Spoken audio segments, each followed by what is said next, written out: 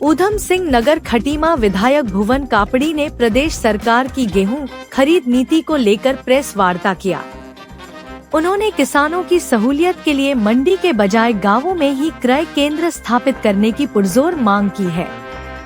विधायक कापड़ी का कहना है कि 64 गांवों के विशाल क्षेत्र के लिए मात्र 35 क्रय केंद्र ऊंट के मुंह में जीरे के समान है।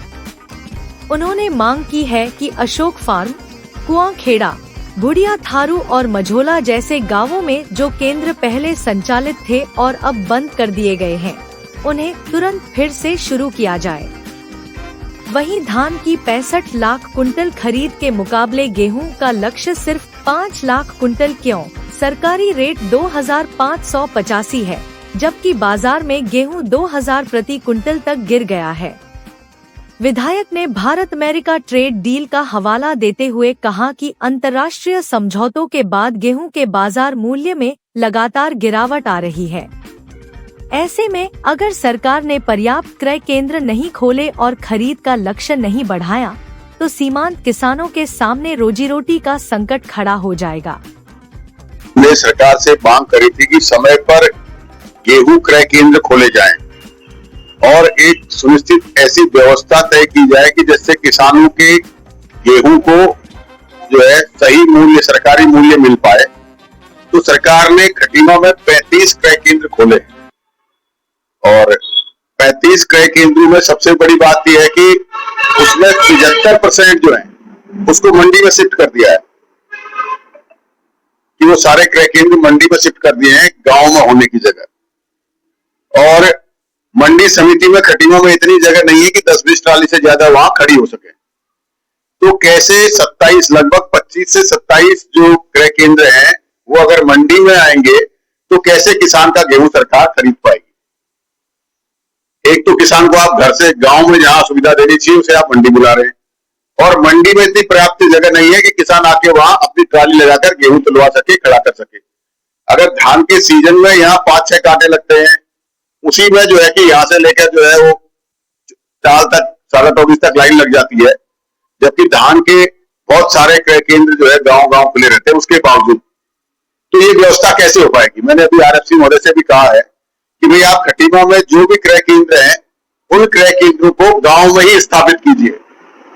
और दूसरी बात यह है कि सरकार टोटल मिला के सिर्फ 5 लाख कुंटल ही खरीद रही है, जहां धान 65 लाख कुंटल खरीदा जाता है, उसके सापेक्ष जो है कि गेहूं 5 लाख ही खरीदा जा रहा है।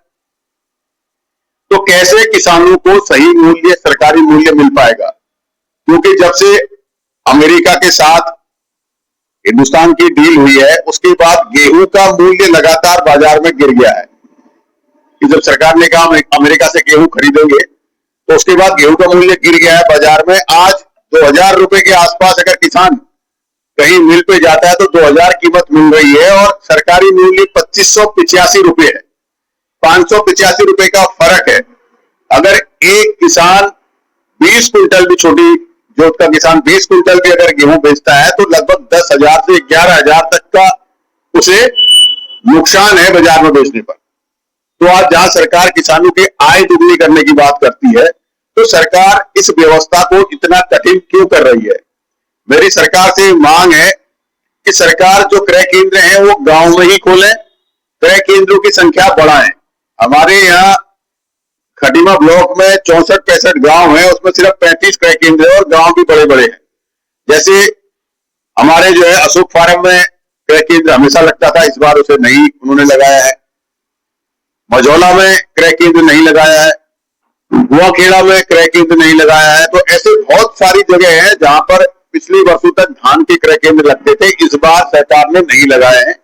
तो सरकार ने क्रय केंद्रों की संख्या जो है वो बढ़ानी चाहिए और प्रतिदिन जो उसकी तोल की लिमिट है उस तोल की लिमिट को कम से कम निर्धारित करना चाहिए, क्योंकि जो क्रय केंद्रों में जो उसके जो है कि क्रय केंद्रों को जो लेते हैं धान तोलने के लिए, वो कह देते हैं लेबर नहीं है, बारदाना नहीं है, तो उससे किसान के फसल को वो तोलते नहीं है, बहाना बनाकर और बस बाहर से खरीद कर तोलते हैं।